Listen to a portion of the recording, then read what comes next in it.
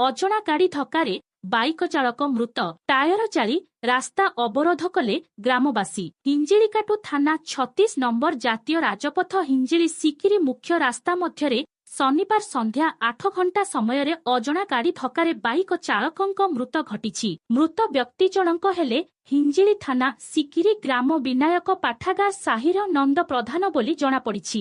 ରାସ୍ତା ଉପରେ ମୃତ ନନ୍ଦଙ୍କ ଖଣ୍ଡବିଖଣ୍ଡିତ ଶରୀର ପଡ଼ିଥିବା ସହ ତାଙ୍କ ବାଇକ୍ ନମ୍ବର ଓଡି 07J0642 ଖଣ୍ଡବିଖଣ୍ଡ ହୋଇଯାଇଛି। ଖବର ପାଇ ହିଞ୍ଜିଳି ପୋଲିସ ଘଟଣାସ୍ଥଳରେ ପହଞ୍ଚି ଶବ ଜବତ କରିବା ସହ ଦୁର୍ଘଟଣା ଘଟାଇଥିବା ଅଜଣା ଗାଡ଼ିର ସନ୍ଧାନ ନିମନ୍ତେ ସିସିଟିଭି ଫୁଟେଜ ଯାଞ୍ଚ ଚଳାଇଛି। ପ୍ରକାଶ ଥାଉକି ମୃତ ନନ୍ଦ ନିଜ ଗ୍ରାମରୁ ହିଞ୍ଜିଳିକାଟୁ ଅଭିମୁଖେ କୌଣସି କାମ ପାଇଁ ଆସୁଥିବା ବେଳେ ଅପର ଦିଗରୁ କୌଣସି ଏକ ଅଜଣା ଗାଡ଼ି ଦୁର୍ଘଟଣା ଘଟାଇ ଘଟଣାସ୍ଥଳରୁ ଚମ୍ପଟ ମାରିଥିବା ନେଇ ସୂଚନା ମିଳିଛି। ଅନ୍ୟପଟେ ଦୁର୍ଘଟଣା ପରେ ଉତ୍ତ୍ୟକ୍ତ ଗ୍ରାମବାସୀ ଘଟଣାସ୍ଥଳରେ ପହଞ୍ଚି ରାଜ୍ୟ ରାଜପଥ 36 ନମ୍ବର ହିଞ୍ଜିଳିକାଟୁ ତାରାତାରିଣୀ ମୁଖ୍ୟ ରାସ୍ତାକୁ ଟାୟାର ଜାଳି ରାସ୍ତା ଅବରୋଧ କରିଛନ୍ତି। ହିଞ୍ଜିଳିକାଟୁ ତହସିଲଦାର ତପନ କୁମାର ମହାପାତ୍ର ଓ ଆଇଆଇସି ଶ୍ରୀନିବାସ ସେଠୀ ଘଟଣାସ୍ଥଳରେ ପହଞ୍ଚି ମୃତକଙ୍କ ପରିବାରଙ୍କୁ ଧୈର୍ଯ୍ୟ ଓ ସାହସ ସାନ୍ତ୍ୱାନା ଦେଇ ତୁରନ୍ତ ଅଜଣା ଗାଡ଼ିକୁ ଚିହ୍ନଟ କରି ଦୃଢ଼ କାର୍ଯ୍ୟାନୁଷ୍ଠାନ କରାଯିବ ବୋଲି ମତ ପ୍ରକାଶ କରିଛନ୍ତି।